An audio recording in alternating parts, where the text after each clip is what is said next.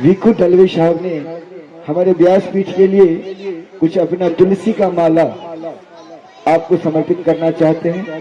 बड़ा प्रेम हो गया है आपसे और इनके अंदर में ऐसे ऐसी भावना उमड़ आती है कि हम अगर समय मिला अगर सब कोई सहयोग किया तो अपने गांव में जाके भागवत करेंगे। तो इसके लिए जोरदार ताली का स्वागत कीजिए। जोरदार ताली। क्या हमारे कुछ जो मेंबर है उनका कहना है कि कथा कुछ और समय चलना चाहिए। क्या आप लोग सुनने के लिए तैयार हैं? अगर और कुछ देर कथा चलाना चाहते हो तो सबको हाथ उठा करके इस पर सम्मान दीजिए। मैं थोड़ा मराठी में ही बात करूंगा। मुझे लगता है कि हम लोग महाराष्ट्र में रह रहे, मराठी आना कंपलसरी है और वो आना भी जरूरी है। पहिल्यांदा सगळ्यांचे मनापासून स्वागत।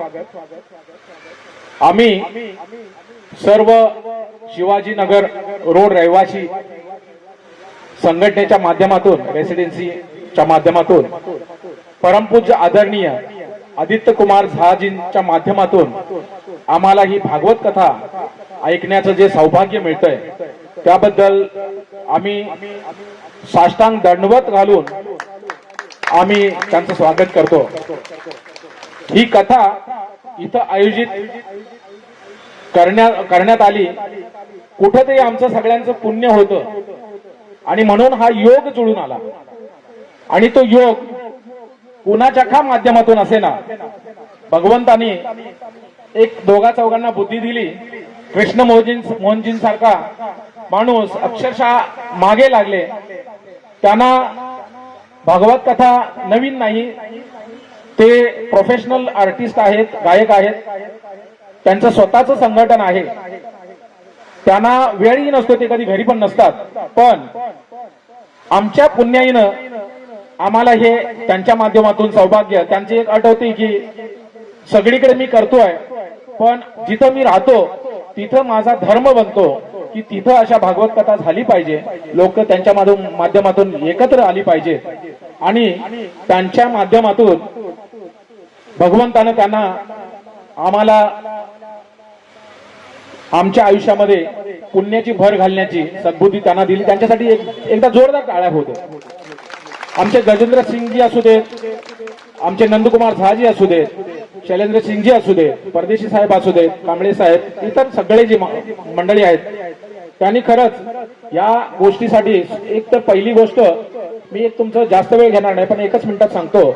पहिलीच वेळ असा मोठा कार्यक्रम या पूर्ण एरियामध्ये नांदिवलीमध्ये हा आयोजित केलेला आहे आणि आम्ही तरी म्हणतो, आम्ही जे संयोजक मंडळी तुम्ही म्हणता पण आम्ही तरी म्हणतो आम्हाला भगवंतानं तुमच्या माध्यमातून बुद्धी दिली आणि हा कार्यक्रम आयोजित करण्याची संधी आम्हाला दिली, त्याबद्दल साष्टांग दंडवत घालून भगवंतासह तुम्हा सगळ्यांना मी शतशः प्रणाम करतो। कारण हा एकमेव कार्यक्रम असा आहे की या अगोदर अशा प्रकारचा मोठा कार्यक्रम आमच्या या साईडला नांदिवलीला पहिलाच वेळ घडतोय आणि भगवंताची आमच्यावर इतकी कृपा आहे की आम्ही सुरुवातीला ज्यावेळेला सुरुवात केलं त्यावेळेला आम्हाला अशी इतकी भीती होती की हा कार्यक्रम सक्सेस होतोय की नाही, यशस्वी होईल की नाही, लोक येतील की नाही, या सगळ्या गोष्टी नियोजन होईल की नाही।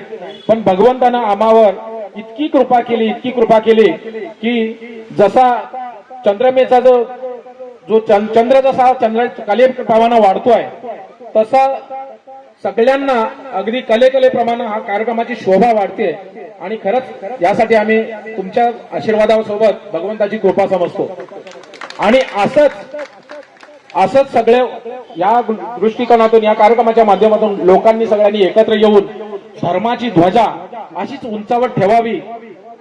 धर्मो रक्षती धर्म, जर आपण आपलं धर्म कार्य केलं तर धर्मच आपल्याला वाचवणार आहे आणि त्या माध्यमातून आपण एकत्र येऊन आपण अशा पद्धतीचे हा कार्यक्रम सुरुवात आहे आणि यापेक्षाही चांगले कार्यक्रम दर महिन्याला वर्षाला जे काय आपले हिंदू धर्माचे कार्यक्रम आहेत ते अशाच पद्धतीनं आयोजित व्हावेत आणि ते सगळ्यांच्या सडळ हस्ते तन मन आणि धन या माध्यमातून व्हावेत अशी परमेश्वराचरणी प्रार्थना करतो.